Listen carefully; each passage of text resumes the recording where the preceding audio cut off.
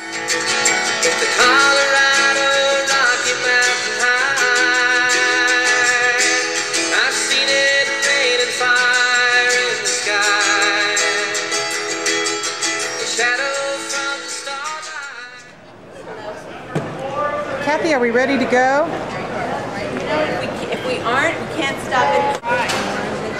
Good. Thanks. Thank you. Chairman Serba, we ask that you wear those throughout the trip and we'll collect them at the end. But I am worried about your mental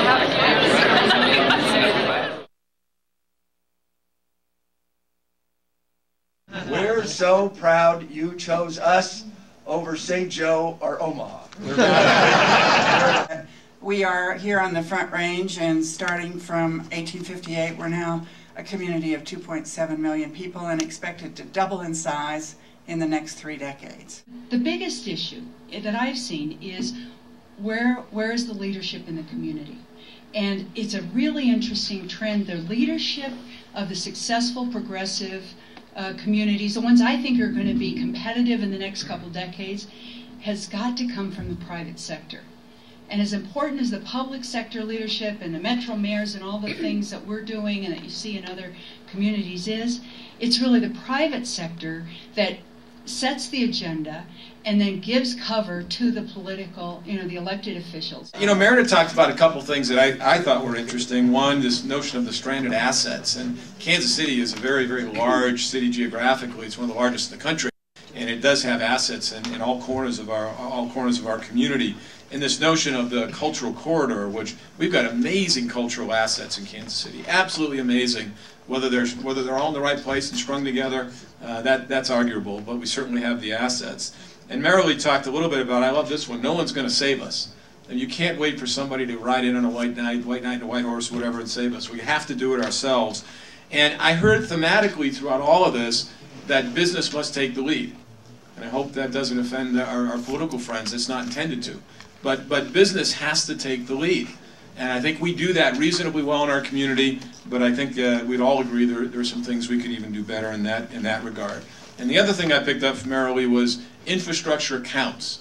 So sewers matter, roads matter, bridges matter, light rail matters. And I think on that score we've got some work to do. Really excellent commentary, and I think they really laid out a city that is moving in the right direction and knows how they're getting there.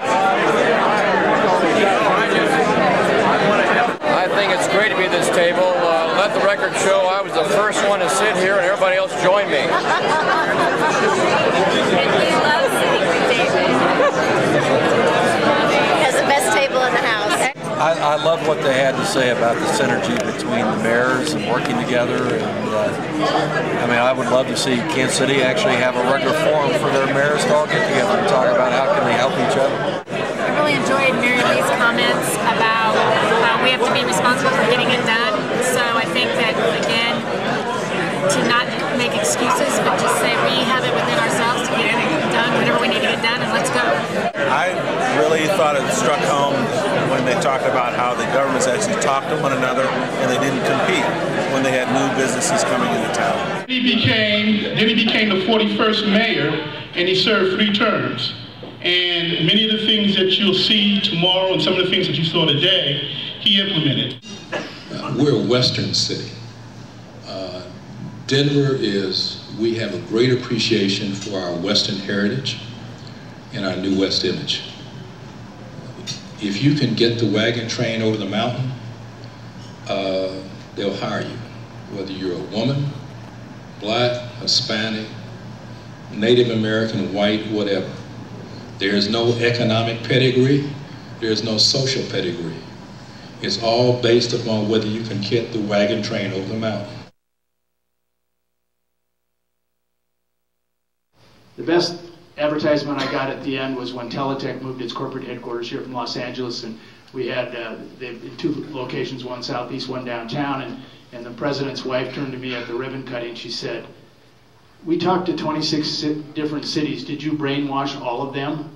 And I said, "Why?" And she said, "Because everyone started with this phrase, we really would like you in our community, but we want you in Metro Denver first." 26 communities, same message. that's when we knew we were staying on message. At each of the tables, there's a civic leader, mayor, etc., from Denver. I've spared no expense to bring them here to you today so that you can enjoy the conversations. And the point of the lunch is therefore not to be talked to like we have the last couple of days, but to talk with these different folks. I don't know about y'all, but the last couple of days I've just been stunned by regionalism. I'm actually quite sick of hearing about it. I couldn't be any more depressed than I have been. And I know in my heart that it's never as good as what people are saying when they're up in front of a panel. But I also know in my heart it's a hell of a lot better than what we're doing. And so we got a lot to learn from this trip. When my voters back by 125 million.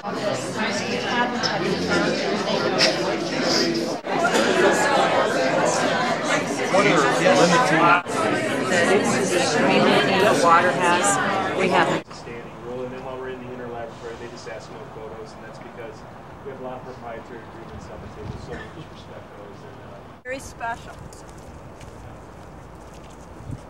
Where to go through. But all the efficiencies for these modules.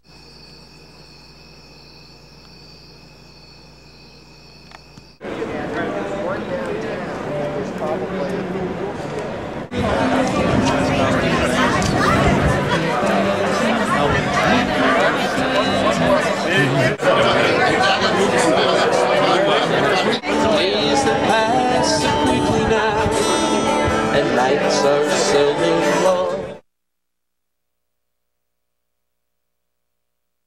I just want to tell you, I've been starving to death for the last 3 days. There's just nothing to eat around here. I think it's great to bring Kansas City and Denver together, two cities that really do a lot of business together already, and to have this group out here to really gel and bring that communication level up and understand what's going on out here a little better. And this is a place where Kansas City should copy us and do it. But we did a regional-wide sales tax. And I believe your sales tax have to go through a statewide process, and there'd be a lot of political gyrations. But we did a 0.1% sales tax for the whole region for our cultural and scientific facilities. So our zoo, I'm sure you heard about this, Museum of Nature and Science. I mean, we have the 4th most popular zoo in the United States, the 4th most popular Museum of Nature and Science, the 7th most popular art museum. All these things for a city that's, by any measure, 16th or 18th or 20th, size in the country. It's because for over 20 years we've been giving serious regional funding to these crown jewels of our cultural firmament. Hi, I think there are several opportunities that exist that I've learned from the leadership exchange. I think the first is that we have a lot more to be proud of in the Kansas City region than we give ourselves credit for. I guess just the fun factor. This is about as cool as it gets. So it's a high fun factor. It's been a delight to be here. Thanks a lot. Personally, I'm proud that the Chamber asked me to go along, and thankful because it was a really great opportunity to see public and private sector, the leadership within those sectors come together and celebrate the successes of Kansas City, but also challenge us in moving forward. I think the most inspiring thing was that through dynamic leadership and a clear vision, you can do whatever it is you set out to do. And that's what we're going to do in Kansas City. Goodbye! Goodbye! Glad to be home!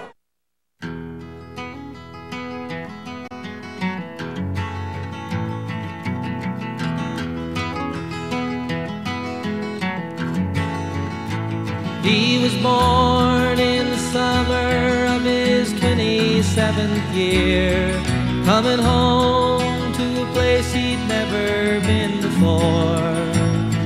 He left yesterday.